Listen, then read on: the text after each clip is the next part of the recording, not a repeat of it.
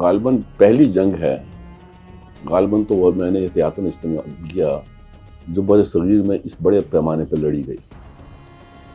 ایک super power نے دوسری سپر پاور کو چیلنج کیا. دونوں ایٹمی طاقتیں تھیں. بڑی ایٹمی طاقت کو اپنے اوپر ناز تھا، اسے اس بات پہ بھی ناز تھا کہ وہ بن گئی ہے، سپر پاور بن گئی ہے ایٹمی دھماکے کر کے. لیکن چند دن کے اندر ان کے دھماکوں کے جواب میاں نواز شریف نے پاکستان کی طرف سے 5 کے جواب میں 6 دھماکے کر دیا تھا، اور بتا دیا تھا کہ ہم ٹیکنالوجی میں کس سے پیچھے نہیں ہیں.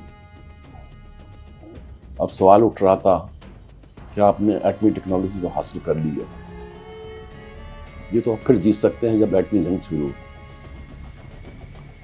لیکن عام جنگ میں جیتنا آپ کے لیے کنونشنل وارفیئر میں ان کی تعداد لوگوں کی بہت زیادہ ہے ان کے پاس، وہ آپ کو ملیا میٹ کر کے رکھ دیں گے جگہ.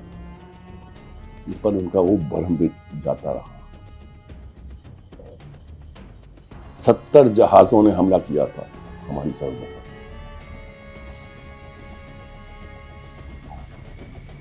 اور وہ ناکام ہوئے. اس میں سے رافیل بھی تھے جس کی دنیا میں بڑی دھوم تھی. 4-5 سال پہلے جب ایک واقعہ ہوا تھا، ان کا اختیار کرا دیا گیا تھا، تو انہوں نے کہا کہ رافیل اگر ہوتا تو یہ صورتحال پیدا نہ ہوتی. اس بار وہ بہت کانفیڈنٹ تھے کہ ہمارے پاس وہ طیارہ موجود ہے جس سے کبھی شکست نہیں ہوئی. انہوں نے وہ طیارہ لانچ کیا تھا. لیکن ہمارے جواں ہمت لوگوں نے سرحدوں کی ویجیلنس کر کے ثابت کر دیا ہے کہ وہ اس طیارے کا توڑ بھی جانتے. ظاہر ہے کہ ٹیکنالوجی کسی ایک ملک کی میراث نہیں ہوتی. رافیل طیارہ فرانس کا ہے تو روس کے Su-8 یا Z-27 طیارے ہیں، برطانیہ کے بڑے تیز رفتار طیارے ہیں. لیکن انہوں نے پہلے ہی حملے میں 3 طیارے مار گرائے، اور قریب جا کے مارنے کی ضرورت پیش نہیں آئی. وہ 1 کلومیٹر دور فاصلے پر رہتے تھے. ان کے پریسیجن والے جو میزائل تھے وہ ان کو ہٹ کر دیتا تھا. اگلے دن انہوں نے سوچا کہ طیاروں کی جنگ میں تو ہم پہلے بھی نہیں جیتے تھے ان سے 65 میں، اب بھی کہاں جیتیں گے. تو چلو میزائل کا کھیل کھیلتے ہیں، میزائل سے ہٹ کرتے ہیں. انہوں نے اس طرف آئے اور ہمارے جالوں نے اس کا بھی جواب بڑی جوامردی سے دیا.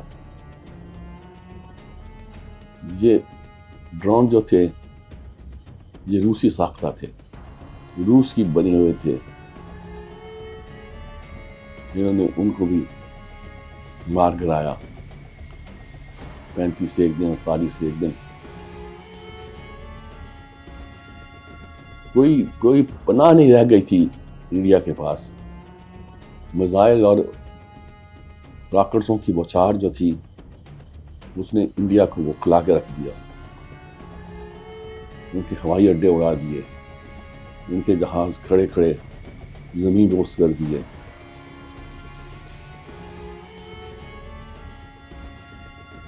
پاکستان نے 2 دن بہت صبر کیا، ضبط کیا اور کہا کہ ہم اس جنگ میں نہیں پڑنا چاہتے. لیکن جب یہ جنگ شروع ہو گئی تو انہوں نے سنت رسول کے مطابق فجر کی نماز کے وقت نماز پڑھی اور دعا مانگی کہ سنت رسول ہے، اور اٹیک لانچ کر دیا. یہ کوئی دہشت گردوں کے خلاف احتجاج نہیں تھا، یہ ایک ریگولر آرمی کے خلاف احتجاج تھا. جیسا کہ ہم نے ثابت کیا کہ ریگولر آرمی کے خلاف جب احتجاج ہوا تو ہم نے ان کو مریا میٹ کر دیا. اس طرح یہ بھی ثابت ہوا کہ انہوں نے اپنی اس ایکسرسائز میں بھی ہمارے ہاتھ سے مار کھائی ہے، بری طرح مار کھائی. لوگ سوونیر لے کر جو ڈرون ان کے گرتے تھے پھرتے تھے اور کہیں بھی کسی قسم کا خوف نظر نہیں آتا تھا. رافیل کے ٹکڑے بھی لوگوں کے لیے ٹرافی بن گئے تھے. ایسے میں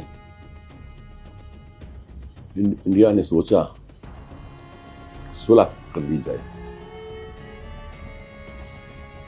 ان کے پاس صلح کا سب سے بڑا ذریعہ موجود تھا.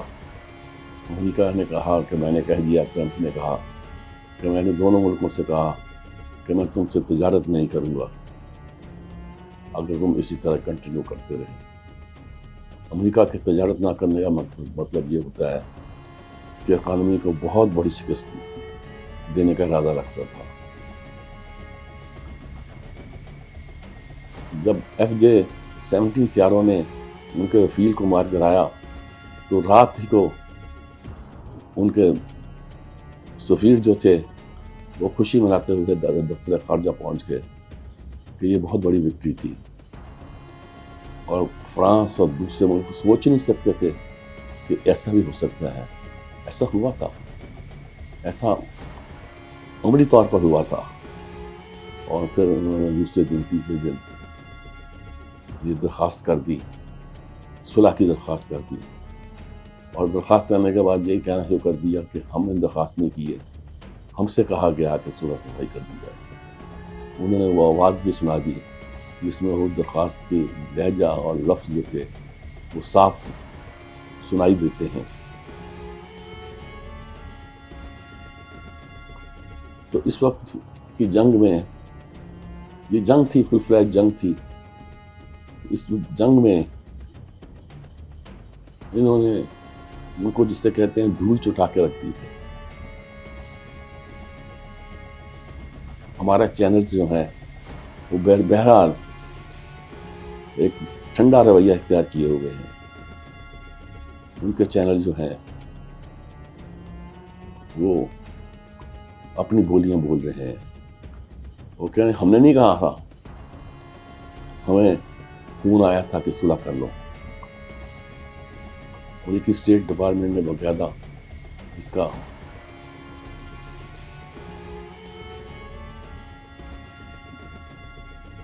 جاری کیا ایک پریس ریلیز جس میں کوئی چھپی ہوئی بات نہیں تھی. میں یہ کہتا ہوں کہ آنے والے دنوں میں یہ دن ہمارے لیے بڑے سخت ہیں. سخت اس لیے ہیں کہ ہم نے اس مارکے میں تو ان کو مارا ہے، 65 کے بعد اس طرح جنگ میں ان کو مارا ہے کہ اب وہ چاہیں گے بدلہ لینا، اور بدلہ لینے کے لیے وہی ٹیکنالوجی کو بہتر کرنا چاہیں گے. ٹیکنالوجی کو بہتر کر کے کیا کر لیں گے، کچھ ان کے ذہن میں ہوگا. لیکن وہی جو کہا جاتا ہے کہ جو مشین سے زیادہ مشین کو چلانے والا آدمی بہتر ہوتا ہے. تو ہمارے ٹیکنیشین بھی ساری صورتحال پر غور کر رہے ہیں اور انہیں پتہ ہے کہ جنگ کسی وقت بھی چھڑ سکتی ہے. اور امریکہ کو اس بات کا اندازہ ہے کہ دشمن کس طرح ٹف چنے چبا سکتا ہے. انہوں نے وہی کرنا ہے، انہوں نے وہی کرنا ہے جو وہ کرتے آئے ہیں جھوٹ کا سہارا لے کر. اور انہوں نے وہی کرنا ہے جو ایسے موقعوں پہ انہوں نے کر کے دکھا دیا ہے. اور ان کے رفیل بھی گرا لیے ہیں، میدان میں بھی شکست دے دی ہے اور ٹھیک ٹھاک شکست دی ہے. اس شکست پر ہمیں بہت خوش نہیں ہونا چاہیے، لیکن ہمیں یہ یقینی طور پر محتاط رہنا چاہیے کہ بنیا جب ایک مارکا جی جاتا ہے، یہاں ایک مارکا ہار جاتا ہے تو دوسرے مارکوں کے لیے وہ بہت تیاری کرتا ہے، پیسہ لگاتا ہے، پیسہ خرچ کرتا ہے اب کوشش کرے گا کہ وہ ٹیکنالوجی کے لیے پیسہ خرچ کرے. ہو سکتا ہے اس کو یہی مشورہ دیا گیا ہو، یہی مشورہ دیا گیا ہے تو اس کے لیے نقصان دہ ہے. جنگ تو جاری رہے گی اگر یہی رویہ رہا، اور ہندوتا کا یہی ایک مزاج رہا، لیکن بالآخر فتح پاکستان کی ہوگی.